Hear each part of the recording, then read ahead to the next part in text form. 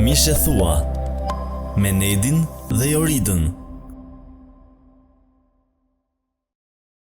Mirë se erdhe në podcastin Mishe Thua, edhe sot kemi diçka shumë ndryshe, sepse kemi të ftuar me ne, Jorida. Po, edhe është kënaqësi, sepse sot kemi Ada dhe Altinin me vete, miq shumë të çmuar. Po, Faleminderit shumë.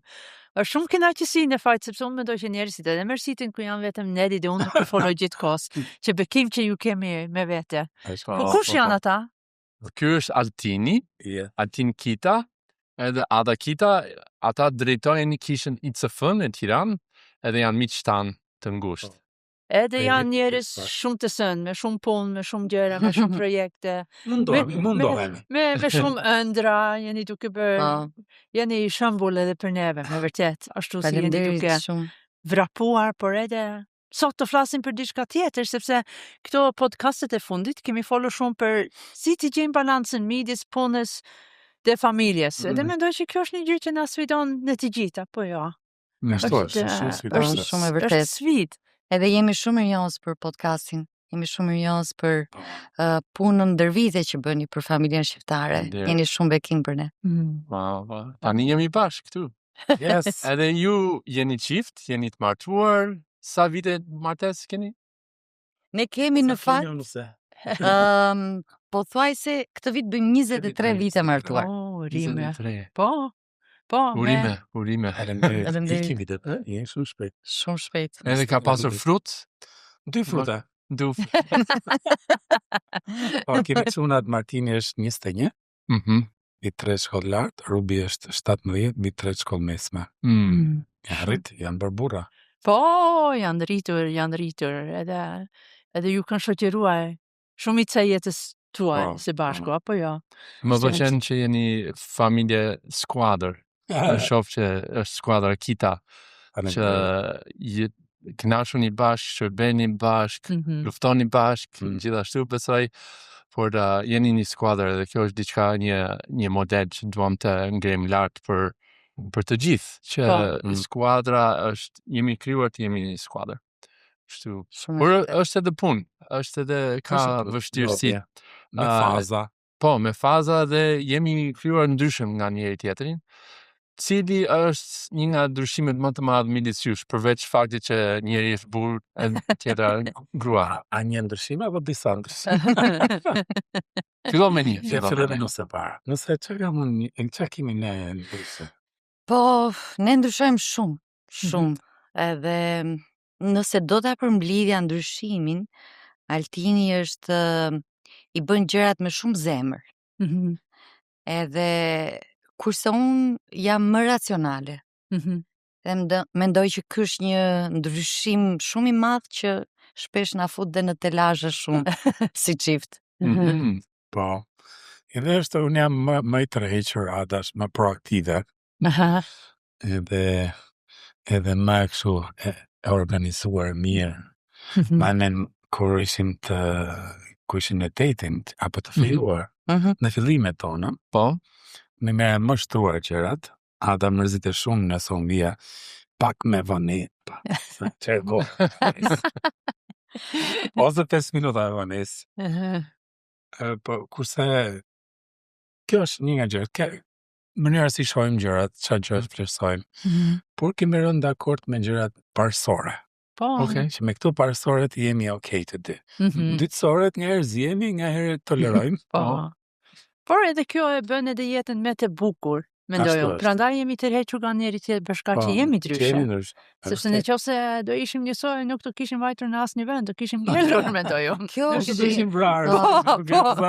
është shumë interesante dhe shumë e vërtetë, sepse ne na ka tërhequr ndryshimi i madh, por në momentin që martohesh, e gjen veten që ankohesh për disa nga këto gjërat dhe këto ndryshimet, që në fakt ishin ato që na tërhoqën dhe shpesh më duhet të ndaloj edhe kujtoj që kjo më pëlqeu te Altini, që i merr gjërat shtruar, që i peshon, që ka urtësi, ndërkohë që unë dua të ishin bërë dje. Edhe duhet ta kujtoj veten që kjo ishte ajo një nga arsyet që Altini më tërhoqi dhe tani duhet ta luftoj, se ndonjëherë gjen veten duke luftuar pikërisht atë ndryshimin që të tërhoq. Shumë e bukur. Edhe kemi qenë i dasëm, ishim pjesëmarrës në dasëm dhe personi që drejtoi dasmën e tha çiftit. Dhe mos e ndryshoni shumë njëri tjetrin.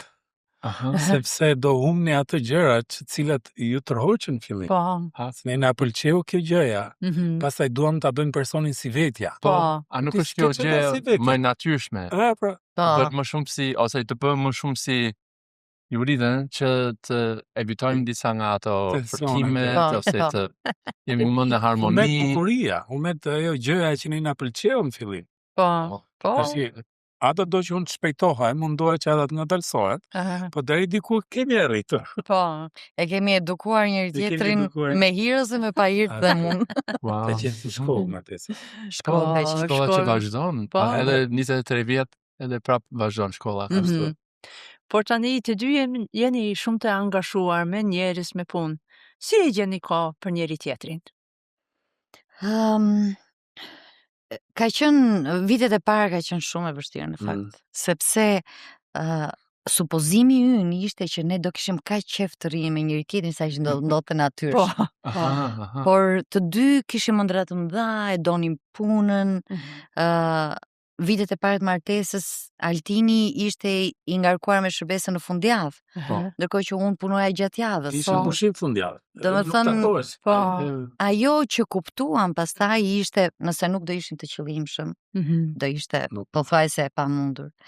Dhe kemi marrë disa vendime, shpesh pim kafen e mëngjesit bashk. Kafen e darkës bashk.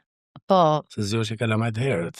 Edhe duhet të dinim nga shtëpia. Ne pinim kalamaj në gjumë, pastaj pinim kafe. Tash i kemi ndërruar. Se lik të lodhëm da. Stinë të jetës. Edhe ndonjëherë në fakt, ndonjëherë flasim, ndonjëherë lexojmë, disa kohë filluam të lexonim psalmet, disa kohë kantikun e kantikëve. Dhe një libër të nxjerrim. Kështu që jemi përpjekur të jemi të qëllimshëm, të lëmë një kohë, dhe jo vetëm një herë në javë, 2-3 herë në javë që ne ulemi dhe ushqejmë atë bondin, lidhje. Edhe mendoj që në herë fiksojmë më shumë se ç'duhet e fjala balans mes punës edhe martesës. Unë mendoj që nuk ka balans. Sepse është si sezoni, me që jam nga fshati, është si sezoni mbjellje kohë. Nëse është koha mbjelljes, ti nuk mund të shkosh me mbjell 2 orë. Ti do të mbarosh harën. Nëse është koha korrjes, s'mund ta lësh grurin gjysma. Është koha për të korrë. Ose kur shkoja për pushim, nuk themi që mbaroj 2 orë pushimit, tash hajde bëjmë punë. Ose mbaroj, për shkak ishim fshat, dje. Jemi gjithë ditën pushim. S'ka telefon, maroj ora pushimit, tash hajde. S'ka vale atje. Kështu që është mendoj që nuk është kështu balans, është që të jemi qëllimshëm. Tash është koha kësaj, hajde japim maksimum. Tash është koha me ne, hajde rrim. Shumë e vërtet. Që është një vendim edhe duhet të jemi edhe realist. Çfarë stin të jetës ose çfarë është. Nuk është matematik. Sepse nuk mund të bësh si një formul që ashtu do të jetë. Edhe nuk e shijon. Se për shembull ti je në mes punës, nuk e ke mbyll. Të duhet dhe 1 orë. Tash ulesh me 9 minuta, në momentin atri, prit se sa ka mbyll, nuk po shijon as të kohën. Që po kalon këtu.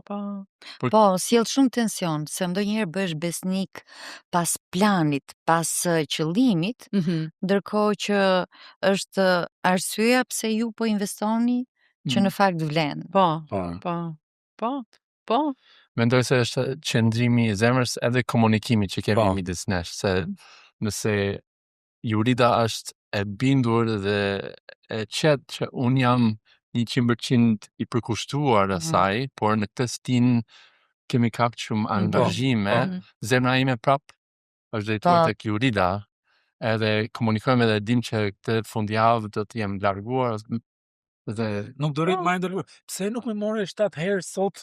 Sepse ti çdo nuk e di. Po invito. Jo. Ne bënim shugurishin të vegjël. Po pastaj u poqëm. Shumë mirë. Atëherë është një sfidë që vazhdon, por një vendim që marrim edhe një komunikim që t'jemi me njëri tjetrin. Po. Altin, cilat janë një ose dy gjërat që ti si burr shqiptar, Jo, për të burr po, ke nevojë nga gruaja jote? dua të laj enë, të laj shpinë, të laj të gatuaj, Po bëhet me shumë gjëra si dy. Ne kemi pyetur për 2 gjëra, jo. Burri tipik shqiptar do gjithë gjërat gati, bëhet si shef aty. Po jo, nuk e kemi patur këtë marrëdhënie, ne kemi qenë shok, pastaj u fejuam, pastaj u martuam, kështu që kemi tash po prap janë ato gjërat që nuk është me ne burr shqiptar, po është burr tipik. Gjëja e parë është nderimi, respekti, që ti e do. Mendoj që nuk ka të bëjë me shqiptarizmin, po ka të bëjë me Edhe çfarë bën që të ndihesh i nderuar, i respektuar? nderuar. Për shembull, një gjë që mua më bezdis është kur jemi me njerëzit edhe Ada më kundërshtonte atëherë. Në sy të mamit ose babit, kur ishim po jo se nuk është kështu, po jo se po sa po prit me gruaj, me korrigjo më vonë, po jo si të mamit. Sa thotë ja, nuk ka zborin gruaja çullit. Është një lloj respekti në këtë, edhe nga që un jam çik emocional, edhe karikuar shumë marrësiar. Kjo është një nga gjërat që ndjehemi të vlerësuar. Edhe shiko, nuk duket burrore, por ne si burra kemi nevojë dhe të vlerësohemi. Se duket sikur vetëm femrat, vetëm gra ka nevojë për komplimente, për vlerësime. Sa bukur të lumt, sa i zoti je, sa i mirë që je. Kemi nevojë edhe në burrat për kështu, për karikim emocional. Po. Si ke arritur ti Ada të plotësoj nevojat e Altinit? Kam mbajtur shënime. Po. Shumë bukur. Domethënë përderisa nuk mund të flas tani, duhet i mbaj shënim dhe kur të dalim për kafe. Po. Do të sjellësh listën. Po shiko, për te isha kas në fakt kam qenë e qëllimshme të peshoj. A është ky momenti që duhet ta them? Dhe me kalimin e kohës, disa gjëra kanë humbur peshën. Po. As nuk kanë pasur nevojë të thuan. Por disa gjëra kanë mbetur dhe ato janë përpjekur të realisht në kohën e kafes janë përpjekur të sjellë ato gjëra që nga le të themi java e fundit, kur unë e kam ushtruar vetë kontrollin për mos të ndërhyrë ose për mos të një gjë që e di që për Altinin përkthehet mos nderim, se jo domosdoshmërisht unë e kuptoj çfarë është mos nderim, por vitet na kanë ndihmuar të kuptojmë që kjo është një gjë që e mërzit që nuk i komunikon nderim. Dhe thjesht kam menduar ky nuk është momenti dhe kam vënë që me kalimin e kohës shumë gjëra janë sfumuar, ka humbur rëndësia dhe kam qenë mirënjohësi që nuk kam thënë gjë në atë moment, se nuk ishte aq e rëndësishme, Do të vërsia nuk është vetëm të thuash gjën e duhur në momentin e duhur, por të mos thuash gjën e gabuar në momentin e gabuar. Po, edhe ka qenë shumë mirë, e kam vënë re se sa shumë na ka ndihmuar dhe sa shumë ka ndikuar Altinin. Dhe me komplimente kam ndryshuar shumë. Se di që Altini shiko, ka qenë pjesa më e vështirë. Unë nuk isha mësuar të bëja komplimente. Unë isha e bindur që ai që të do vetëm të jep këshilla, vetëm të jep kritika. Vitet e para të martesës kanë qenë të vështirë, po Altini ka qenë këmbgulës dhe kërkues i kësaj gjëje në mënyrë konstante, nuk ka hequr dorë. Dhe mendoj që kjo na ka ndihmuar si çift. Ne nuk kemi hequr dorë të komunikojmë atë që është e rëndësishme për ne. Shumë e bukur. Edhe si bën të ndihesh kur Ada arrin të jap ato komplimente dhe vlerësime dhe të mbaj gojën. Më madhohesh. Sigur, më do gruaja. Se shiko, më them në herë, nëse je zën me gruan, duket sikur 100 pota nuk funksionon. Ne mund zihemi bashk, edhe u zura me një shok. Vazhdon jeta. Se ka gjëra të tjera. Kurse kur je zën me gruan, nuk shkon mirë me gruan, duket sikur asgjë nuk funksionon siç duhet. Edhe kështu që për sa kohë që ne shkojmë mirë me njëri tjetrin, mbështesim njëri tjetrin, edhe gjërat e përditshme rrjedhin më lehtë. Po, shumë e vërtetë. Është shumë e bukur sepse fitojmë të dy, apo jo? Po. Nuk është që unë humb gjëra nëse ulem që i kundën time dhe them prit pak. Edhe që shkon e do të marrën kur ziheshim në fillim të martesës, ziheshim në orën 5 mazite gjithmonë. Kishit orën Edhe kur u këshilluam me Xhekun, me një shokun tonë që kishim si mentor. E tha, ne dum shumë njëri tjetrin, por ne zihemi shumë. Edhe ne tha, kur ziheni? Në orën 5. Edhe çan ndodh? Tash Ada punonte në Raiffeisen në bank. Unë punoja diku në një organizat. Edhe unë mbaroja më herë, kështu që ne çunim nga kopshti dhe prisja Adën, pastaj shkonim në shtëpi. Por pastaj ishim mbushur gjithë ditën me këto gjërat, edhe momenti i parë që takoshim makinë, donim sqaronim gjërat. Të sqaronim gjithë hallet e botës. Edhe ne nga aty deri në shtëpi më shumë ziheshim. Edhe ore derisa ai shoku më tha, shikon, nuk është koha e dur për diskutuar. Sepse jeni të lodhur, s'keni ngrënë bukë, edhe çdo gjë ju duket e madhe. Kështu që mbajeni biseda për citas derisa të shkoni në shtëpi, tani diçka, vini çunin gjumë, pastaj flisni. Shumë urtësi. Pastaj ne nuk mani mend çfarë do të flisim. Kishte ikur atë Një, dy ishte për të diskutuar.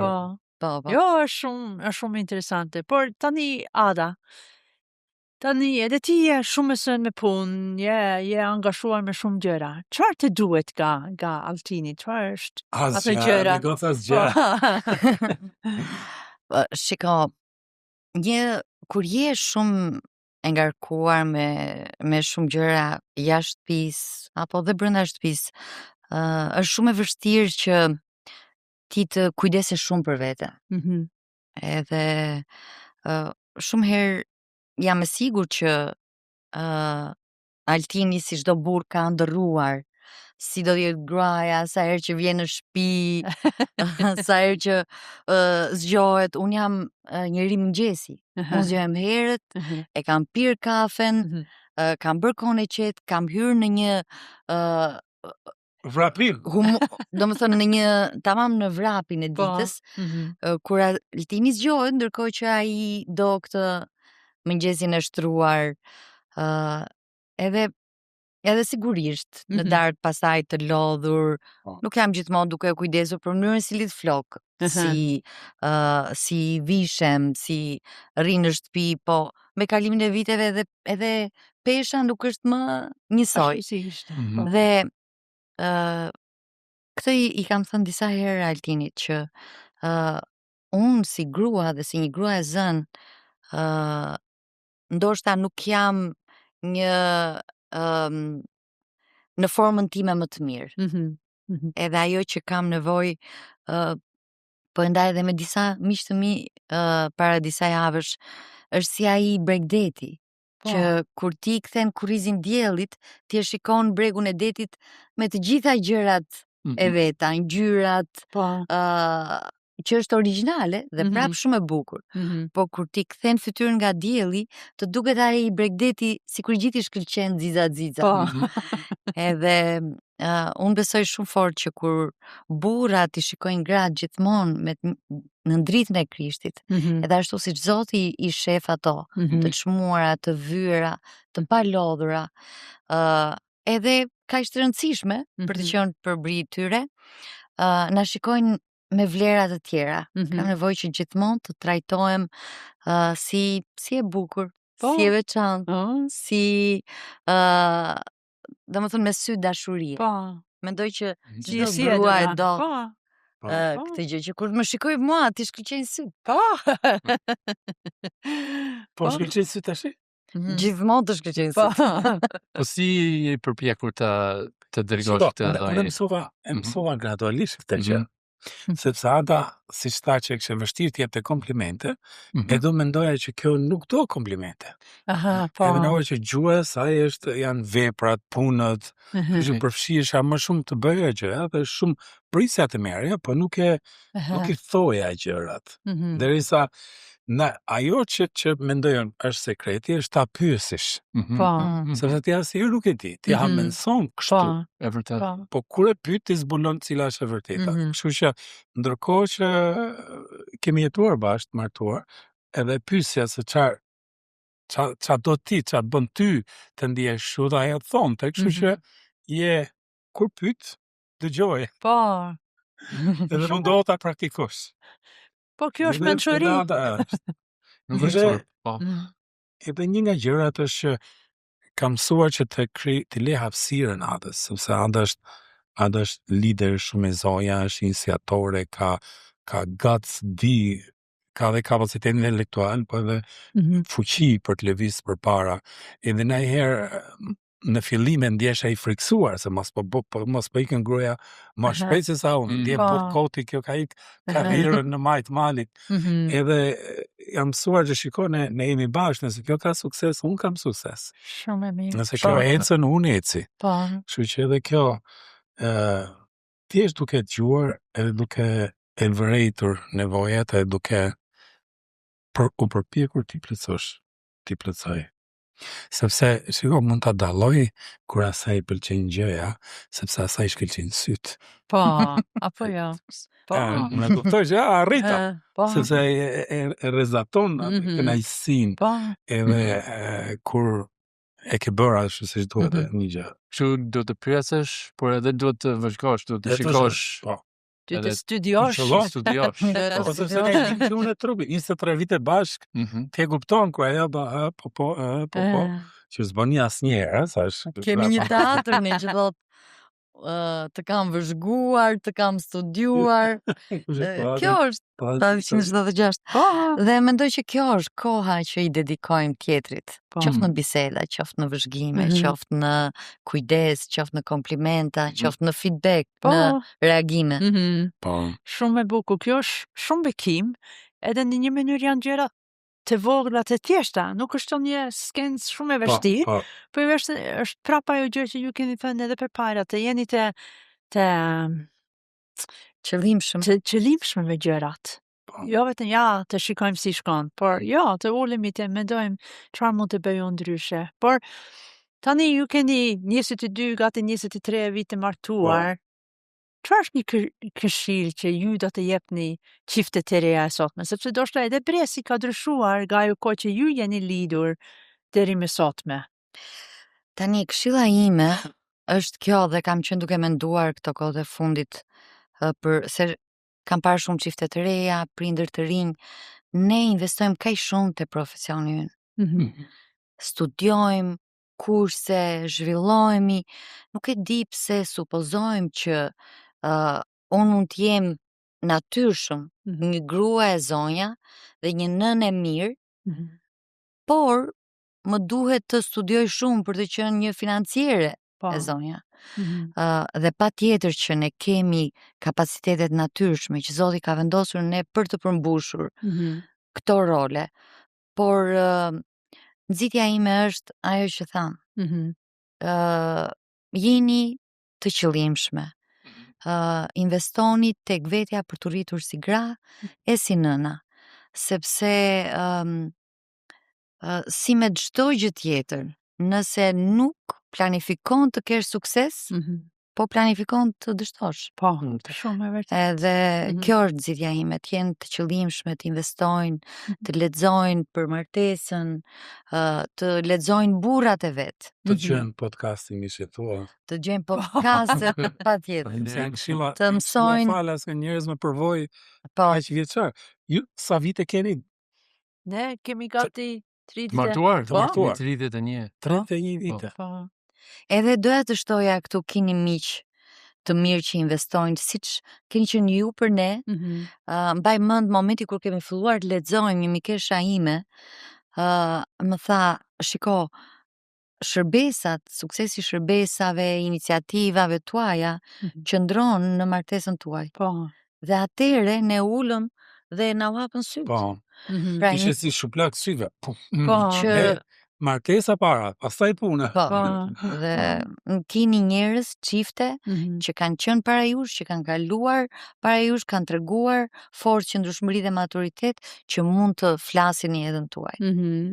Këto dyja besoj. Është vërtet.